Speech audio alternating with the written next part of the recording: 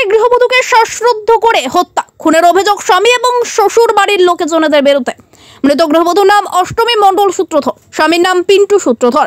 ঘটনা করবুক ব্লকের লেবাছড়া এডিসি ভিলেজের যতুনবাড়ি সূত্রধর পাড়ায়। ঘটনায় নতুন বাজার থানায় মামলা। ভারতীয় ন্যায় সংহিতার 85-80-2-61-2 ধারায় মামলা রুজু করেছে পুলিশ। কিছুই হয়েছে না, এটা একটা গেল। দ্বিতীয় ঘটনা হয়েছে, আমার বোনের হাতের ভিতরে সংঘবন্ধন হয়েছিল দুনো হাতে। এবার তারা মারার সময় এর মার হাতের শঙ্খ ভেঙে গেছে। আমার বোনের কি আসলো শঙ্খ বান্ধানো, আর এর মারা ছিল নর্মাল শঙ্খটা ভেঙে গেছে।